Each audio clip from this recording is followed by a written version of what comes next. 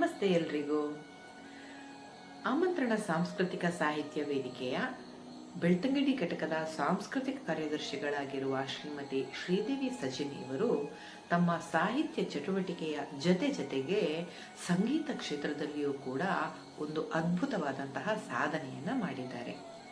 ಉಜಿರೆಯ ವಲಯದಲ್ಲಿ ನಿನಾದ ಕ್ಲಾಸಿಕಲ್ಸ್ ಎಂಬ ಹೆಸರಿನ ಅಡಿಯಲ್ಲಿ ಸಂಗೀತ ಶಿಕ್ಷಣವನ್ನ ಅವರು ನೀಡುತ್ತಾ ಬರುತ್ತಿದ್ದು, ಅಲ್ಲಿ ವಿವಿಧ ಸಂಗೀತ ವಾದ್ಯಗಳ ತರಬೇತಿಯನ್ನು ಕೂಡ ನೀಡ್ತಾ ಇದ್ದಾರೆ. ಬನ್ನಿ ಅವರೊಂದಿಗೆ ಒಂದು ಸ್ವಲ್ಪ ಹೊತ್ತು ಕಳೆಯೋಣ. ಶ್ರೀದೇವಿ ಅವರೇ, ನಮಸ್ತೆ. ಈ ನಿಮ್ಮ ಕನಸಿನ ಕೂಸಾದಂತಹ ನಿನಾದ ಕ್ಲಾಸಿಕಲ್ಸ್ ಇಲ್ಲಿವರೆಗೂ ಬೆಳೆದು ಬಂದ ಹಾದಿಯನ್ನ ನಮಗೆ ತಿಳಿಸ್ತೀರಾ? ನಮಸ್ತೆ. ನಿನಾದ ಕ್ಲಾಸಿಕಲ್ಸ್ ಅಂತ ಹೇಳುವಂಥದ್ದು ನನ್ನದೊಂದು ಕನಸು. ಮೊದಲನೆಯದಾಗಿ ಈ ಸಂಸ್ಥೆಯನ್ನು ಬೆಳೆಸಲಿಕ್ಕೆ, ಒಂದು ಶಿಕ್ಷಕಿಯಾಗಿ ರೂಪುಗೊಳ್ಳಲಿಕ್ಕೆ ನನ್ನಲ್ಲಿ ಪ್ರೇರಣೆ ನೀಡಿದವರು ಮನೋರಮಾ ತೋಳ್ಪಡಿತಾಯ ಮೇಡಮ್ ಅವರು. ಹೆಸರಿಲ್ಲದ ಒಂದು ಹೆಸರಿನಿಂದ ಹುಟ್ಟಿಕೊಂಡಂತಹ ಸಂಗೀತ ತರಗತಿ ಈಗ ಅದು ಹೆಸರಾಗಿ ಬದಲಾಗಿ ನಿನಾದ ಕ್ಲಾಸಿಕಲ್ಸ್ ಎಂಬ ದೊಡ್ಡ ಕನಸಿನ ಸಂಸ್ಥೆಯಾಗಿ ಉಜಿರೆಯಂತಹ ಪೇಟೆಯಲ್ಲಿ commercial area purpose, commercial purpose ಅನ್ನು ಹೇಳುವ ಹೆಸರಿನ ಉಜಿರೆಯಂಥ ಪ್ಲೇಸ್ನಲ್ಲಿ ಶುರುವಾಗಲಿಕ್ಕೆ ಮೊದಲ ಕಾರಣ ಮನೋರಮಾ ತೋಳ್ಪಡಿತಾಯ ಮೇಡಮ್ ಅವರು. ಧರ್ಮಸ್ಥಳದಲ್ಲಿ ನನ್ನ ಸಂಗೀತದ ಶಿಕ್ಷಣ ವೃತ್ತಿಯನ್ನು ನಾನು ಶುರು ಮಾಡಿ ಪ್ರೈಮರಿ ಶಾಲೆಯಲ್ಲಿ, ಧರ್ಮಸ್ಥಳದ SDM ಅನುದಾನಿತ ಹಿರಿಯ ಪ್ರಾಥಮಿಕ ಶಾಲೆಯಲ್ಲಿ ಮೊದಲನೇದಾಗಿ ನನ್ನ ಶಿಕ್ಷಣ ವೃತ್ತಿಯನ್ನು ಆರಂಭಿಸಿದ್ದು. ಒಂದು 5-10 ಜನರಿಂದ ಶುರುವಾದಂತಹ ಆ ತರಗತಿ ಬೇರೆ ಬೇರೆ ಕಡೆಯಲ್ಲಿ ಶುರುವಾಗಿ ನಂತರ ನನ್ನದೇ ಕ್ಲಾಸಿನ ಹೆಸರಿನ ಮೂಲಕ ಶುರು ಮಾಡಬೇಕು ಅಂತ ಹೇಳುವಂಥದ್ದು ನನ್ನ ಆಸೆಯಾಗಿತ್ತು. ನಂತರ ಅದನ್ನು ಮನೆಯಲ್ಲಿ ಸ್ಟಾರ್ಟ್ ಮಾಡಿದೆ. ಮತ್ತು ಅದಕ್ಕೆ ಇಲ್ಲಿ ಕಲಿತಂತಹ, ಶಾಲೆಯಲ್ಲಿ ಕಲಿತಂತಹ ವಿದ್ಯಾರ್ಥಿಗಳು ಅದನ್ನು ವೃತ್ತಿಯನ್ನಾಗಿ ತಗೊಳ್ಬೇಕು, ನನ್ನ ಆಸೆ ವೃತ್ತಿಯನ್ನಾಗಿ ತಗೊಳ್ಬೇಕು ಅಂತ, ಮಕ್ಕಳಿಗೆ ಅದನ್ನು ಪೂರ್ತಿಯಾಗಿ ಶಿಕ್ಷಣವನ್ನಾಗಿ ಮಾಡಬೇಕು ಅಂತ ಹೇಳುವಂಥದ್ದು ಮಕ್ಕಳ ಆಸೆ.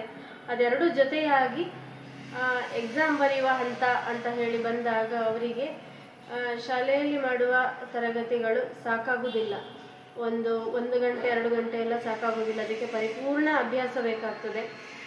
ಆ ನಿಟ್ಟಿನಲ್ಲಿ ನಮ್ಮ ಮನೆಯಲ್ಲೇ ಶುರು ಮಾಡಿದಂತಹ ತರಗತಿ, ಅದಕ್ಕೊಂದು ಟ್ಯಾಗ್ಲೈನ್ ಹೆಸರು ಅಂತ ಹೇಳಿ ಬಂದದ್ದು ನಿನಾದ ಕ್ಲಾಸಿಕಲ್ಸ್ ಅಂತ ಹೇಳುವ ಸಂಗೀತದ ಒಂದು ಅರ್ಥಪೂರ್ಣವಾದಂಥ ಹೆಸರು. ನಾದ ನಿನಾದವಾಗಲಿ ಅಂತ ಹೇಳಿ ಶುರು ಮಾಡಿದಂಥ ಹೆಸರು. 5 ಜನರಿಂದ ಶುರುವಾದಂಥ ಕ್ಲಾಸ್ 10, 15, 20, 25 ಅಂತ ಹೇಳಿ ನಂಬರ್ಸ್ ಜಾಸ್ತಿ ಆಗಿ ಮಕ್ಕಳು ಒಳ್ಳೆಯ ರೀತಿಯಲ್ಲಿ ಕಲಿತಾ ಬಂದರು. ಅದನ್ನು ಇನ್ನೂ ಸ್ವಲ್ಪ ಹೊರಗಡೆಗೆ ಪಸರಿಸಬೇಕು ಅಂತ ಹೇಳುವ ಕಾರಣಕ್ಕೋಸ್ಕರ ಬೇರೆ ಕಡೆ ಈ ಕ್ಲಾಸ್ಗಳನ್ನು ಶುರು ಮಾಡಿ ಕೊನೆಯದಾಗಿ ಮೂಲ ಸಂಸ್ಥೆಯಾಗಿ ಉಜಿರೆಯಲ್ಲಿ ಒಂದು ಹೆಸರಿನ ಮೂಲಕ ಶುರು ಮಾಡಿದ ಸಂಸ್ಥೆ. ಓಕೆ, ಅಭಿನಂದನೆಗಳು ನಿಮಗೆ. ನಿಮ್ಮ ಈ ಸಂಗೀತ ಕಲಿಕೆಗೆ ಪೂರಕವಾದ ಸನ್ನಿವೇಶಗಳು ಯಾವ್ಯಾವುವು ಮತ್ತು ನಿಮ್ಮ ಶಿಕ್ಷಕರು ಯಾರು ಅಂತ ನಮಗೆ ಹೇಳ್ಬೋದಾ? ನನ್ನ ಸಂಗೀತ ಕಲಿಕೆಗೆ ಪ್ರಾಥಮಿಕ ಹಂತದಲ್ಲಿ ಶಿಕ್ಷಣ ಕೊಟ್ಟಂತಹವರು ನನ್ನ ಚಿಕ್ಕಪ್ಪ. ಅದರ ನಂತರ ಬಾಲ್ಯದ ನನ್ನ ತಾಯಿ ಮನೆ ಅಂತಲೇ ಹೇಳ್ಬೋದು. ಅಜ್ಜಂದಿರು, ಚಿಕ್ಕಪ್ಪಂದಿರು ಎಲ್ಲರೂ ಕೂಡ. ಅದರ ನಂತರದ ಸ್ಟೆಪ್ ಬಂದು ನನ್ನ ಚಿಕ್ಕಪ್ಪ, ನನ್ನ ಶಾಲೆ, ಪ್ರಾಥಮಿಕ ಹಂತದ ಶಿಕ್ಷಣ ಕ್ಷೇತ್ರದಲ್ಲಿ ನನ್ನ ಶಾಲೆ ಬಹುಮುಖ್ಯ ಪಾತ್ರವನ್ನು, ಅದರ ಬಗ್ಗೆ ಇಂಟ್ರೆಸ್ಟನ್ನು ಕೊಟ್ಟಂಥದ್ದು ನನ್ನ ಶಾಲೆ, ಪ್ರಾಥಮಿಕ ಶಾಲೆ. ಅದರ ನಂತರ ಸಂಗೀತವನ್ನು ಒಂದು ಎಕ್ಸಾಮ್ ಅಂತ ಹೇಳುವ ಹಂತದಲ್ಲಿ ನಾನು ನೋಡಬೇಕು ಅಂತ ಹೇಳಿ ಅದಕ್ಕೆ ಅವಕಾಶ ಕೊಟ್ಟಂಥವರು ಸುಮನಾ ಪ್ರಶಾಂತ್ ಅಂತ ಹೇಳಿ ನನ್ನ ಗುರುಗಳು. ಅವರಲ್ಲಿ ನನ್ನ ಜೂನಿಯರ್ ಹಂತವನ್ನು ಮುಗಿಸ್ಕೊಂಡೆ. ಅದರ ನಂತರದಲ್ಲಿ ಸೀನಿಯರ್ ಪಾಠವನ್ನು ತಗೊಳ್ತಾ ಹೋದೆ. ಇನ್ನು ಅದರ ಪ್ರಕ್ರಿಯೆ ಮುಂದುವರಿತಾನೇ ಇದೆ. ವಿದ್ವತ್ಪೂರ್ಣ ಮತ್ತು ವಿದ್ವತ್ ಹಂತವನ್ನು ತಲುಪಬೇಕು ಅಂತ ಹೇಳುವಂಥದ್ದು ನನ್ನ ಆಸೆ. ವೈಯಕ್ತಿಕ ನೆಲೆಯಲ್ಲಿ ನಾನು ಸಂಗೀತ ಶಿಕ್ಷಣವನ್ನು ಮುಂದುವರಿಸಬೇಕು ಅಂತ ಹೇಳುವಂಥದ್ದು ನನ್ನ ಆಸೆ.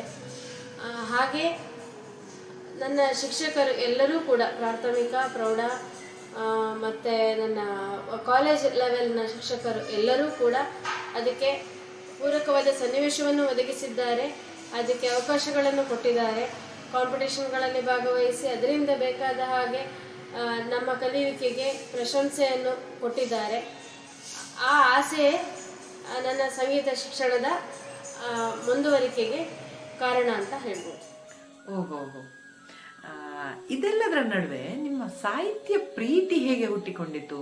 ನಿಮ್ಮ ಬರವಣಿಗೆಯ ಅಲ್ಲಿ ತೊಡಗಿಸಿಕೊಳ್ಳುವಂಥದ್ದು, ಇದರ ಬಗ್ಗೆ ಎಲ್ಲ ಒಂದು ಸ್ವಲ್ಪ ವಿವರವಾಗಿ ಹೇಳ್ಬಹುದಾ? ಮತ್ತೆ ಒನ್ಸ್ ಅಗೇನ್ ರೀಕಾಲ್ ಮಾಡೋದಾದರೆ, ನನ್ನ ಸಾಹಿತ್ಯದ ಬಗೆಗಿನ ಪ್ರೀತಿಗೆ ಕಾರಣ ನನ್ನ ಅಜ್ಜ, ಅಪ್ಪ, ಚಿಕ್ಕಪ್ಪಂದರು. ಯಾಕಂತ ಹೇಳಿದ್ರೆ ಅವರು ಭಕ್ತಿಗೀತೆಗಳನ್ನು ಬರಿತಾ ಇದ್ರು, ಭಜನ್ಸ್ ಗೀತೆಗಳನ್ನು ಬರಿತಾ ಇದ್ರು. ಅದು ಈಗಲೂ ಕೂಡ ನಮ್ಮ ಊರಿನ ದೇವಸ್ಥಾನಗಳಲ್ಲಿ ಹಾಡ್ತಾ ಅದನ್ನು ಇನ್ನೂ ನೆನಪು ಮಾಡ್ಕೊಳ್ತಾ ಇರುವವರು ಇದ್ದಾರೆ. ಆ್ಯಂಡ್ ನಾವು ಕೂಡ ಅದನ್ನು ನೆನಪು ಮಾಡ್ಕೊಳ್ತಾ ಅವರನ್ನು ನೆನೆಸ್ಕೊಳ್ತಾ ಇರ್ತಾರೆ. ಅವರ ರಕ್ತಗತವಾಗಿ ಬಂದಂತಹ ಒಂದು ಸಣ್ಣ ಮಟ್ಟಿನಲ್ಲಿ ನನಗೂ ಒಂದು ಸ್ವಲ್ಪ ಅವರ ರಕ್ತಗತವಾದ ವಿದ್ಯೆ ಒಂದು ಬಂದಿದೆ ಅಂತ ಹೇಳಲಿಕ್ಕೆ ಖುಷಿ ಪಡ್ತೇನೆ ನಾನು. ಆ ವಿದ್ಯೆಯೇ ಸಣ್ಣ ಮಟ್ಟಲ್ಲಿ ಕಾಲೇಜ್ ಲೆವೆಲಲ್ಲಿ ಹುಟ್ಟಿಕೊಂಡಂಥದ್ದು. ಭಾರಿ ಸಣ್ಣದಿರುವಾಗಿಂದ ನಾನು ಬರಿತಾ ಇರಲಿಲ್ಲ. ಕಾಲೇಜಿನ ಲೆವೆಲಲ್ಲಿ ಕಾಲೇಜ್ ಲೈಬ್ರರಿಯಲ್ಲಿ ಕೂತ್ಕೊಂಡಿದ್ದಾಗ ಬುಕ್ಸ್ ಓದುವಂಥ ಅಭ್ಯಾಸ ಖಂಡಿತ ಇತ್ತು ನನಗೆ. ತುಂಬ ಬುಕ್ಸ್ಗಳನ್ನು ಓದ್ತಾ ಇದ್ದೆ ನಾನು. ಪ್ರೈಮರಿ, ಹೈಸ್ಕೂಲ್, ಕಾಲೇಜಿನ ಲೆವೆಲಲ್ಲಿ ನನ್ನ ಹತ್ರ ಒಂದು ಸಾಧಾರಣ ಮನೆಯಲ್ಲೇ ಲೈಬ್ರರಿ ಮಾಡುವಂತಹ ಅಭ್ಯಾಸ ನನಗಿತ್ತು. ತಾಯಿ ಈ ಆಳ್ವಾಸ್ ನುಡಿಸಿರಿ ಅಂತ ಕಾರ್ಯಕ್ರಮಗಳಿಗೆ ಅಥವಾ ಲಕ್ಷದೀಪದಂಥ ಕಾರ್ಯಕ್ರಮಗಳಿಗೆ ದುಡ್ಡು ಕೊಟ್ಟು ಕಳಿಸಿದರೆ, 1,000 ಕೊಟ್ಟು ಕಳಿಸಿದರೆ ಅದರಲ್ಲಿ 1,400 ರೂಪಾಯಿಯಷ್ಟು, 1,500 ಕೊಟ್ಟು ಕಳಿಸಿದ್ರೆ 1,400 ರೂಪಾಯಿಯಷ್ಟು ಬುಕ್ಕನ್ನು ತಂದು 100 ರೂಪಾಯಿ ನನಗೆ ಬೇಕಾದದನ್ನು ನಾನು ತಗೊಂಡು ಬರ್ತಾ ಇದ್ನೋ ಏನೋ. ಅಷ್ಟು ಪುಸ್ತಕದ ಮೇಲಿನ ಪ್ರೀತಿ ಇತ್ತು. ಆ ಪುಸ್ತಕದ ಮೇಲಿನ ಓದುವ ಹವ್ಯಾಸವೇ ನಮ್ಮ ಬರೀಲಿಕ್ಕೆ ಸಾಹಿತ್ಯ ಕ್ಷೇತ್ರದ ಬೆಳವಣಿಗೆಗೆ ಕಾರಣ ಆಯಿತು ಅಂತ ಹೇಳಿ ಅನ್ಕೊಳ್ತೇನೆ. ಸಣ್ಣ ಮಟ್ಟಲ್ಲಿ 4 ಲೈನ್, 5 ಲೈನ್, 6 ಲೈನ್ ಅಂತ ಕವನ ಗೀಸ್ತಾ ಬಂದವಳು ಇದನ್ನು ಇನ್ನೂ ಮುಂಚೂಣಿಯಾಗಿ ಹೇಗೆ ತರಬಹುದು, ಸಂಗೀತವೂ ನನಗೆ ಒಲಿದಿರುವುದರಿಂದಾಗಿ ಸ್ವಲ್ಪ ಅದನ್ನು ಕಂಪೋಸ್ ಮಾಡಿಸಿ, ನಾನೇ ಬರೆದ ಹಾಡನ್ನು ನಾನೇ ಕಂಪೋಸ್ ಮಾಡಿಸಿ, ಒಳ್ಳೆಯ ಕಂಪೋಸಿಂಗ್ ಆರ್ಟಿಸ್ಟ್ ಹತ್ರ ಅದನ್ನು ಕಂಪೋಸ್ ಮಾಡಿಸಿ, ರೆಕಾರ್ಡಿಂಗ್ ಮಾಡಿಸಿ ಅದನ್ನು ಲೋಕಾರ್ಪಣೆ ಮಾಡುವಂತಹ ಕೆಲಸವನ್ನು ನಾನು ಮಾಡಿದೆ. ಸಾಧಾರಣ ಒಂದು 5ರಿಂದ 6-7 ಸಾಂಗ್ಸ್ ಲೋಕಾರ್ಪಣೆ ಆಗಿರಬಹುದು. ಅದರಲ್ಲಿ ಮೇಯ್ನಾಗಿ ಇತ್ತೀಚೆಗೆ ಬಂದಂತಹ ರಾಯರ ಹಾಡು, ಅದನ್ನು ನಮ್ಮ Hemanth Kumar, playback singer Hemanth sir ಅವರು ಹಾಡಿದ್ದಾರೆ. ಅದು ಸ್ಪೋಟಿಫೈಯಲ್ಲೂ ಇದೆ. ಹಾಗಾಗಿ ಲೋಕಾರ್ಪಣೆ ಮಾಡಿದ ಖುಷಿ, ಸಾಹಿತ್ಯದ ಬಗೆಗಿನ ಪ್ರೀತಿ ಇದೇ ಕಾರಣ ಅಂತ ಹೇಳ್ಬೋದು. ಓಹೋ, ಶುಭಾಶಯಗಳು ಮೇಡಮ್ ನಿಮಗೆ. ನಿಮ್ಮ ಈ ನಿನಾದ ಕ್ಲಾಸಿಕಲ್ಸ್ನಲ್ಲಿ ಸಂಗೀತ ತರಬೇತಿಯನ್ನು ಪಡೆದ ವಿದ್ಯಾರ್ಥಿಗಳ ಸಾಧನೆಯ ಬಗೆಗೆ ಮತ್ತು ಈ ನಿಮ್ಮ ನಿನಾದ ಕ್ಲಾಸಿಕಲ್ಸ್ನ ಕನಸಿನ ಬಗೆಗೆ, ದೇಶಗಳ ಬಗೆಗೆ ಏನನ್ನ ಹೇಳಲಿಕ್ಕೆ ನೀವು ಇಷ್ಟಪಡ್ತೀರಿ? ನಮ್ಮ ನಿನಾದ ಕ್ಲಾಸಿಕಲ್ಸ್ ಅಂತ ಹೇಳುವಂತಹ ಈ ಸಂಗೀತ ತರಬೇತಿ ಅಂತ ಈ ಸಂಸ್ಥೆಯಲ್ಲಿ ಕಲಿತಂತಹ ವಿದ್ಯಾರ್ಥಿಗಳು, ಹಲವಾರು ಪ್ರತಿಭಾನ್ವಿತ ವಿದ್ಯಾರ್ಥಿಗಳು ಪಾರ್ಟಿಸಿಪೇಟ್ ಮಾಡಿದಂತಹ ವೇದಿಕೆಗಳಲ್ಲಿ ತಾವು ಪಾರ್ಟಿಸಿಪೇಟ್ ಮಾಡಿ, ತಾವು ಕಾಂಪೀಟ್ ಮಾಡಿ ವಿನ್ನರ್ ಆಗಿ ಬಂದಂಥದ್ದು ಇದೆ. ನಂತರದಲ್ಲಿ ಜೂನಿಯರ್ ಎಕ್ಸಾಮನ್ನು ಬರೆದು ಅಬೌವ್ 90% ತಗೊಂಡು ಆ ವಿದ್ಯೆಯನ್ನು ಅಲ್ಲಿಗೆ ಮೊಟಕುಗೊಳಿಸದೆ ಇನ್ನು ಮುಂದಿನ ಹಂತ, ಸೀನಿಯರ್ ಹಂತವನ್ನು ಮಾಡಿ ನಂತರ ಈಗ ವಿದ್ವತ್ ಪಾಠಗಳನ್ನು ತೆಗೆದುಕೊಳ್ತಾ ಇರುವಂತಹ ವಿದ್ಯಾರ್ಥಿಗಳು ಇದ್ದಾರೆ. ಬೆಂಗಳೂರಿನಂತಹ ದೊಡ್ಡ ಸಿಟಿಗಳಲ್ಲಿ ಹೋಗಿ ಅಲ್ಲಿಯ ದೊಡ್ಡ ಕಾಲೇಜುಗಳಲ್ಲಿ ಸೇರಿಕೊಂಡು ತಾನು ಕಲ್ಚರಲ್ ಹೆಡ್ ಆಗಿ ಇದ್ದುಕೊಂಡು ಅಲ್ಲಿಯ ಮಕ್ಕಳನ್ನು ತಾನು ಹ್ಯಾಂಡಲ್ ಮಾಡುವ ರೀತಿಯಲ್ಲಿ ನಮ್ಮ ಕ್ಲಾಸಿನ ವಿದ್ಯಾರ್ಥಿಗಳು ಹೋಗಿದ್ದಾರೆ ಅಂತ ಹೇಳಲಿಕ್ಕೆ ನಾನು ತುಂಬ ಇಷ್ಟಪಡ್ತೇನೆ. ಜೂನಿಯರ್ ಹಂತವನ್ನು ಮಾತ್ರ ಮುಗಿಸುವುದಲ್ಲದೆ ಹಲವಾರು ವೇದಿಕೆಗಳ ಕಾರ್ಯಕ್ರಮಗಳಲ್ಲಿ ಅವರು ಮಿಂಚ್ತಾ ಇದ್ದಾರೆ. ಇನ್ನೂ ಕಾರ್ಯಕ್ರಮಗಳನ್ನು ಕೊಡ್ತಾ ಇದ್ದಾರೆ. ಈ ಕ್ಲಾಸಿನ ಉದ್ದೇಶವು ಅದರಿಂದನೇ ಬಂದಂಥದ್ದು. ಸಂಗೀತ ಯಾಕೆ ಮಾತ್ರ ಆಗಬೇಕು, ಸಂಗೀತದ ಮುಂದಿನ ಹಂತವಾಗಿ ಸಂಗೀತ ವಾದ್ಯಗಳ ಉಪಯೋಗಗಳು ನಮ್ಮ ಕ್ಲಾಸಿನ ಕಡೆಯಿಂದಲೇ ಹೋಗಲಿ, ಜನತೆಗೆ ತಲುಪಲಿ ಅಂತ ಹೇಳುವಂಥ ಉದ್ದೇಶ ನಮ್ಮದಾಗಿತ್ತು. ಸೊ ಹಾಗಾಗಿ ಈ ಕ್ಲಾಸನ್ನು ಸ್ವಲ್ಪ ಬ್ರಾಡಾಗಿ ಥಿಂಕ್ ಮಾಡಿ ಶುರು ಮಾಡಿರುವಂತಹದ್ದು. ಇಲ್ಲಿ ಕೀಬೋರ್ಡ್ ಕ್ಲಾಸ್ ಆಗಲಿ, ಗಿಟಾರ್ ಕ್ಲಾಸು, ತಬಲಾ, ಹಾರ್ಮೋನಿಯಂ, ನಂತರ ಅದಕ್ಕೂ ಮುಂದೆ ಹೋದರೆ ಫ್ಲೂಟ್ ಕ್ಲಾಸ್, ಅದಕ್ಕೂ ಮುಂದೆ ಹೋದರೆ ಡ್ರಾಯಿಂಗ್ ಕ್ಲಾಸು, ಇಂಥ ಯೋಗ ಕ್ಲಾಸ್, ಇಂಥದ್ದನ್ನೆಲ್ಲ ನಮ್ಮ ಒಂದೇ ಸೂರಿನಡಿಯಲ್ಲಿ ತರಬೇಕು ಅಂತ ಹೇಳುವಂಥದ್ದು ನನ್ನ ಆಸೆ ಆಗಿತ್ತು. ಅದೇ ರೀತಿಯಾಗಿ ಈ